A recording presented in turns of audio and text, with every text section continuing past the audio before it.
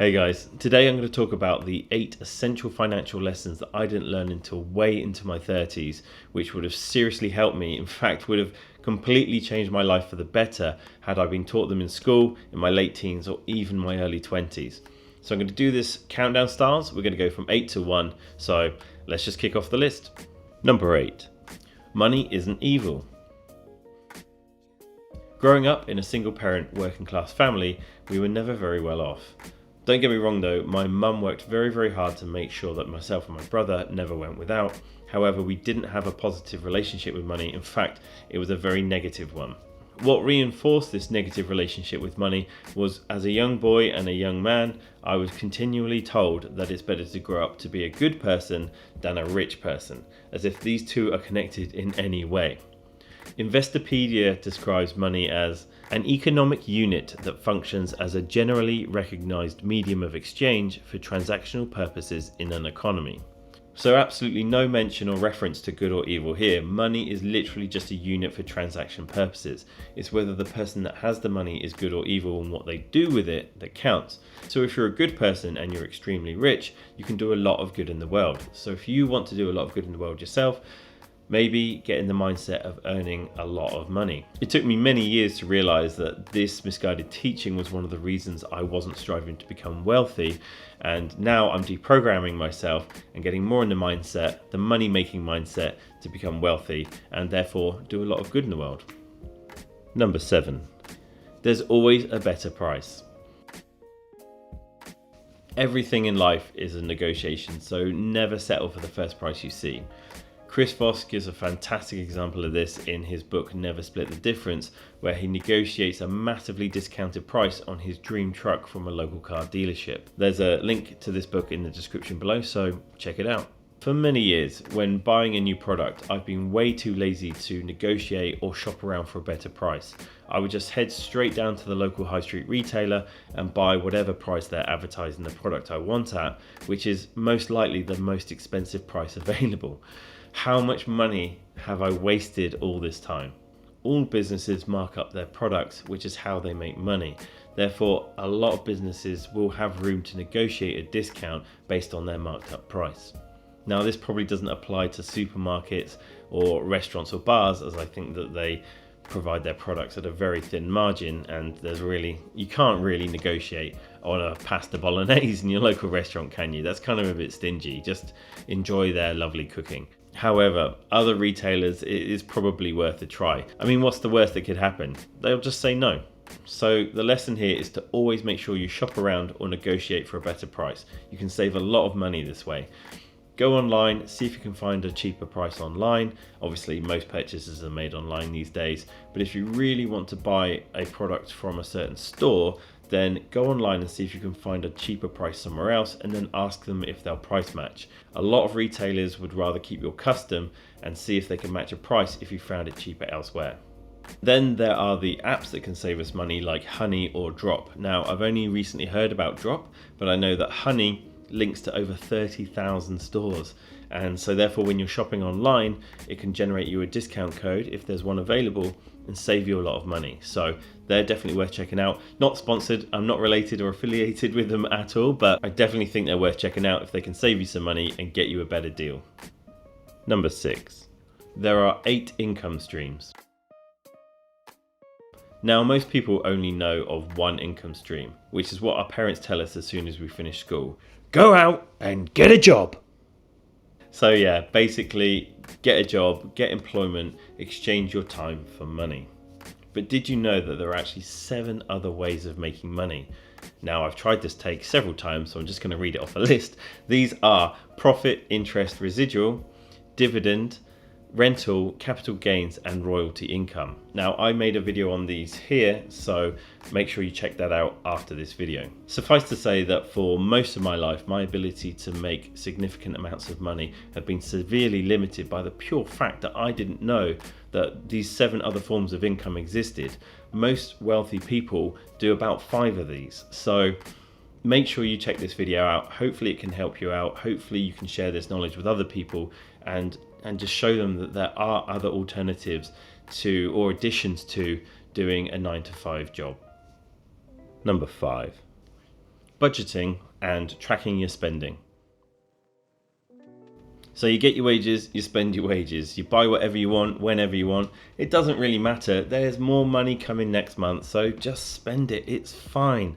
This is the incorrect attitude that I had for many, many years. I was just spending willy-nilly whenever I got paid, buying whatever, going out, partying, buying drinks, buying rounds for everybody, when really what I should have been doing is tracking my spending and sticking strictly to a budget. There are actually quite a few very good apps out there that can help you with your daily, weekly or monthly budgets, and I'm currently working on a video that's going to outline the best apps available to us on iOS, Android and desktop. So make sure you subscribe and hit that notification bell if you haven't already, and give me a little cheeky thumbs up. Hit the thumbs up if you're getting some value out of this video, and make sure you share it with someone who could get some value out of it. So awesome, thanks guys. But in the meantime, while you're waiting for my video to come out, you could easily just jump onto Google Sheets and make yourself a table of spending, just noting down all of your expenditures over the month and how much your income is, and then just subtract one from the other, and then you can divvy up whatever's remaining over the 30 or 31 days of the month. That's what I've previously done, and it works wonders. Yes, okay, so I do have to admit that budgeting and tracking your spending sounds so boring and arduous and annoying and such a pain in the butt. However, it is still possible to go out and have fun, still go out with your mates, still go out for dinner, still go on holidays and stick to a budget. So you'll just see the benefits. All you'll see is benefits from budgeting and tracking your spending, and you'll even find ways that you're wasting money that you didn't even realize. So that's the lesson here. Stick to a budget and track your spending. Number 4, savings. Okay, so I'm going to throw out a phrase right now. You let me know in the comments below whether you've heard this or not. I reckon you probably have, and that is saving for a rainy day. I am beginning to really despise this term because it gives a completely distorted view of what savings should be and what most wealthy and financially secure people do with their savings. I've recently learned from financial advisors. I am not one. I am not a financial advisor, and I'm not giving you any financial advice. This is all through my experiences. But I have learned that there are actually 5 forms of saving fund that we should all be saving. 5.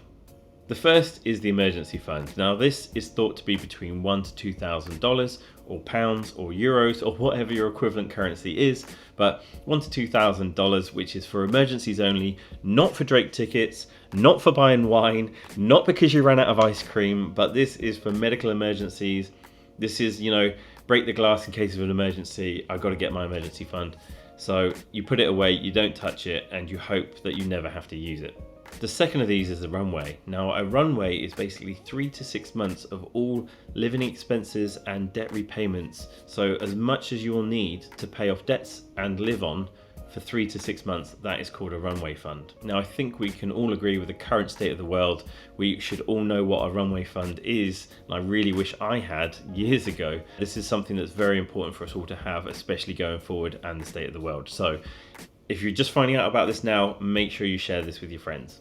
Number 3 is retirement fund. Now in the United States you have the 401k, here in Australia we have superannuation, all over the world most countries have some sort of retirement fund that your employer or you can pay into. I've learned recently that you should also be saving your own retirement fund, or basically topping up the one that you currently have to ensure that you are financially stable when you finally come to retirement age. The 4th is investment fund. So this is saving for an investment portfolio, whether you want to invest in investment properties or shares or some other investment that will generate you passive wealth over time. And at number 5, we have your general savings. So you've already got your emergency fund nice and saved up. You've got your runway saved up. You're topping up your retirement and your investment funds. Now you've got your general savings, which is for maybe buying a house or saving up for a holiday or something like that. Additionally to the 5 saving funds, this is something that I learned way too late, and it's the immense power of compound interest. If you start saving in your late teens or early 20s into a high interest savings account, by the time you retire at say 65, yes I know this is literally 2 lifetimes away, but trust me, time flies. You could have a substantial amount of money, Potentially. Again, I'm not advising you to do this. Seek financial advice and they'll advise you the best places to do this, but the power of compound interest is immense. I can't explain this very well, so I'm going to put a link to a video below where there's a chap who can explain it a lot better than I ever could. So check that out after this video. One thing to remember about compound interest is you have to start as early in your life as possible. Every day that goes by is a day that you're not earning interest on your savings. Number 3, you can put a price on fun. For too many years as a student, as a backpacker, as a call centre worker, I lived by the utterly ridiculous motto, you can't put a price on fun. If there was a party to go to, if someone was going out for drinks, I would be there. I'd be like, I don't need to save, I don't budget. Like, you can't put a price on fun. Spend it now, live your life, which is utterly ridiculous. You know, I would go out and I would buy so many drinks for people. I'd be the first to buy rounds of shots. And mark my words, very rarely will anyone return the gesture. You'll end up broke, they'll end up drunk, and you've got nothing to show for it. Brilliant. But the price you're actually paying, not just the fact that at the end of the night you're broke, but this is 10 years down the line when you have no savings, you're stressed because you've got 10 years worth of debt to pay off, which you're paying crazy amounts of interest on, and you can never quite climb out of this massive debt hole that you've got yourself into for not putting a price on fun. You can put a price on fun. It's your future mental health and your future financial stability. So make sure that you're referring to the other lessons about the budgeting and the watching your spending and tracking your spending, because yeah, the price of all that fun is your future financial security. And I learned this lesson a little too late. But at least I've learnt it. Better late than never, I suppose. Number 2, it's not bad or rude to talk about money. To this very day, I still don't understand why we're taught in the West that it's bad to talk about money. So many of my friends are reluctant to talk about money, are reluctant to talk about how much they earn. I think it's ridiculous. We all use money, we all need money, and 99% of us in the world need more money.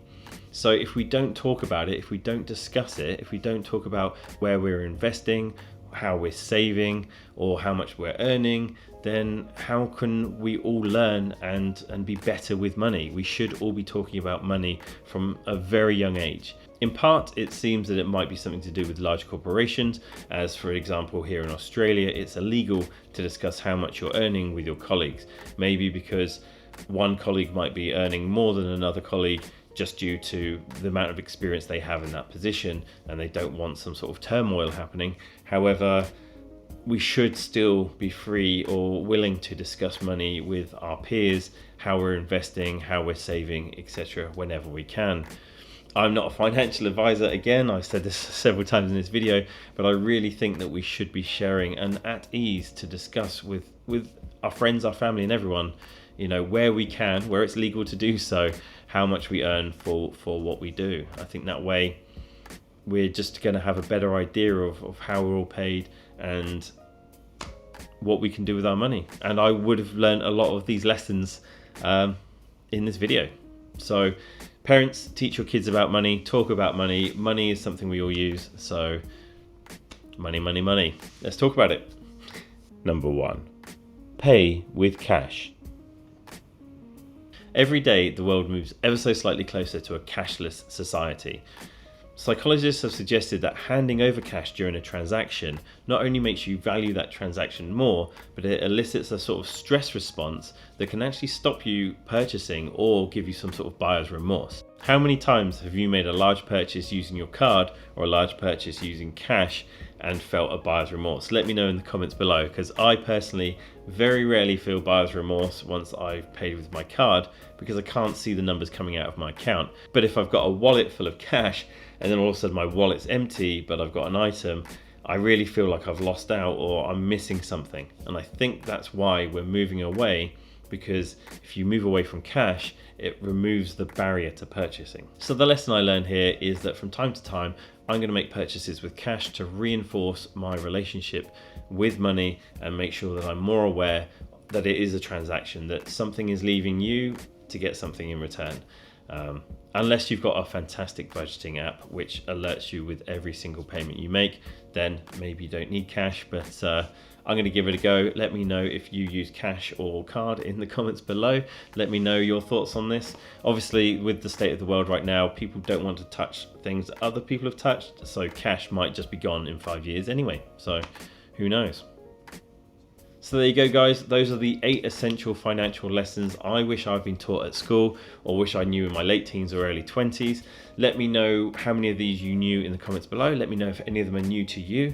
Let me know if I've missed any out. If there are any more lessons that I should know about money and saving money or whatever it is, let me know in the comments below. I can always make another video and share that with other people. So please smash the like button if you got some value out of this. Please hit the subscribe button and the notification bell, so when I make more videos like this and more educational and videos about self-improvement and my 950-day challenge to improve myself in every way, health, wealth and skills and knowledge, you are alerted to it. Thanks again for watching, and I'll see you in the next one. Cheers. Bye.